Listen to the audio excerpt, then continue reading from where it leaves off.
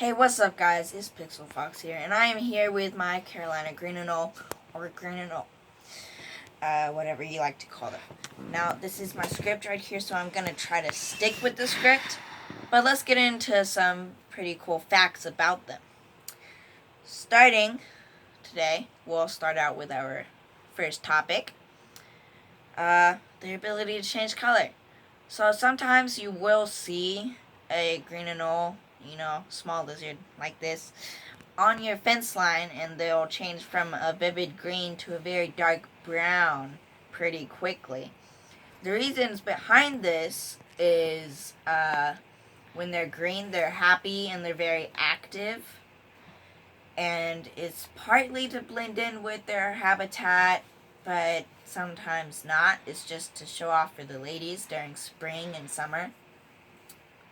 And when they're very vivid brown, very dark brown, sorry, they're probably upset, stressed, and they're trying to, play dead or something like that. And they're also trying to soak up the sun sometimes, which I think is awesome. So, why is it so awesome that they change colors? Because they change colors. And that just makes them like a little chameleon, hence the nickname, the American Chameleon. And, yeah. So, let's get on to topic number 2.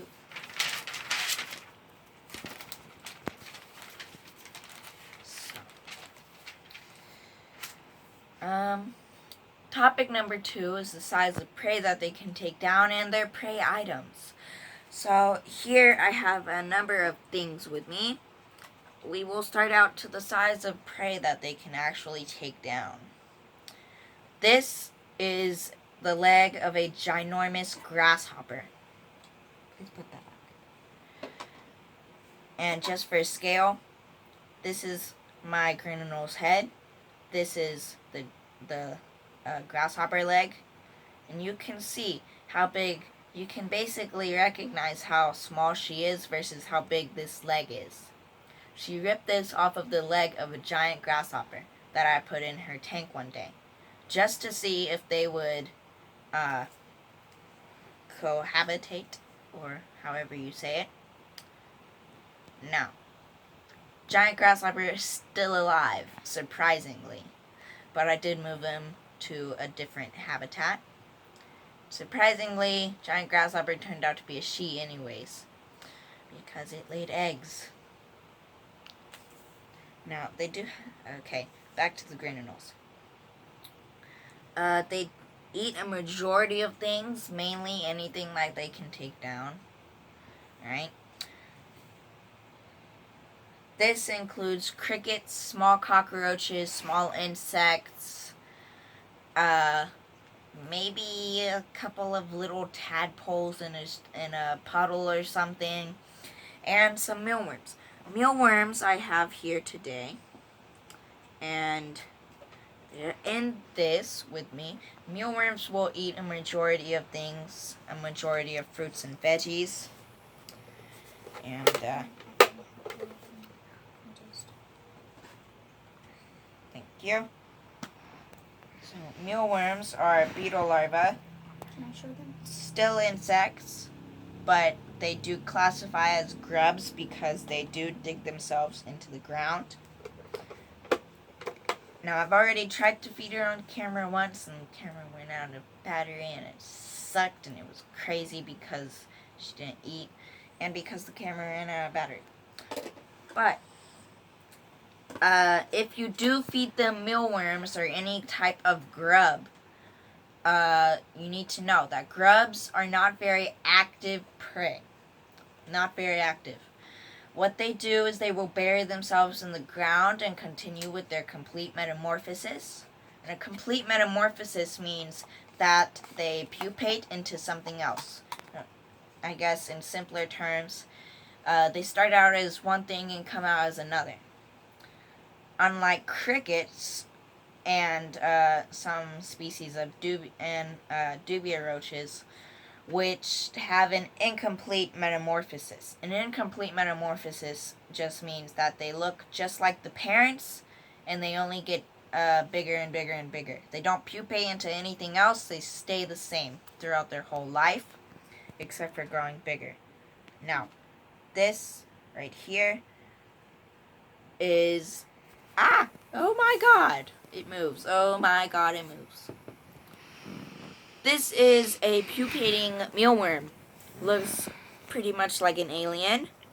And if you can get your reptile to, they will eat this also because it is very soft. And it is lower in chitin than the actual mealworm itself. Chitin is what the mealworm's exoskeleton is.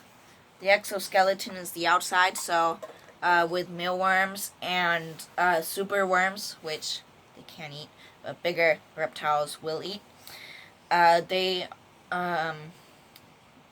Mealworms are higher in chitin and lower in,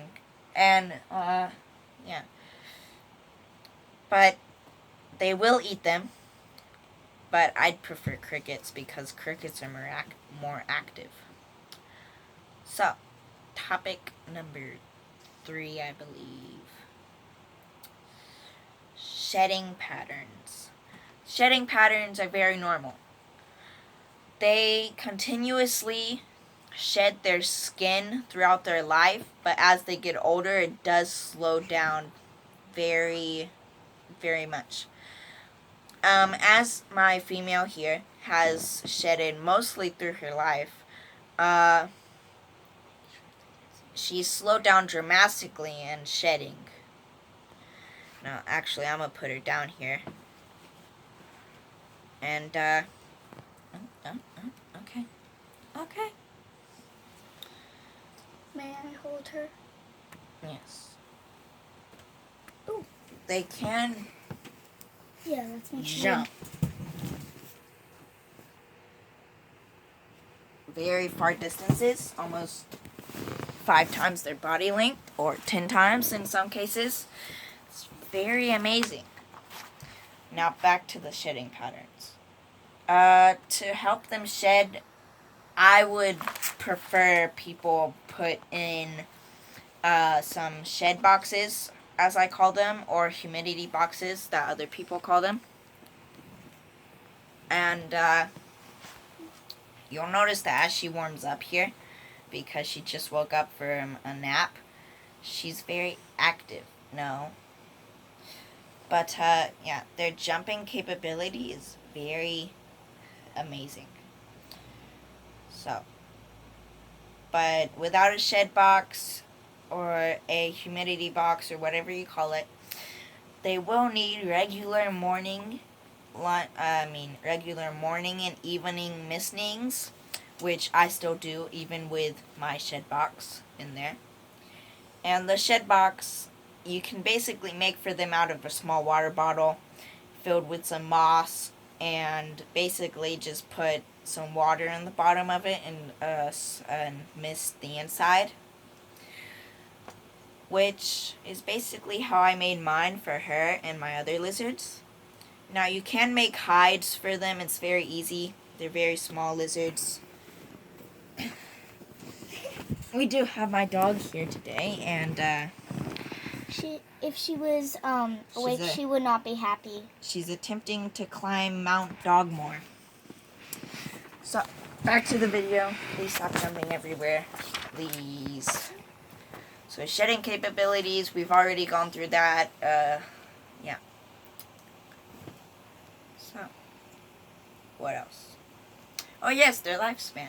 I think topic number 5 or something like that. We got 1 minute, so let's go through this pretty fast. Lifespan in captivity ranges from anywhere from 5 years to 6 years, sometimes 8 with proper care and handle it and whatever. And in the wild, alright, well, we're almost out of time, so it's time to end it. Bye guys, we'll see you later.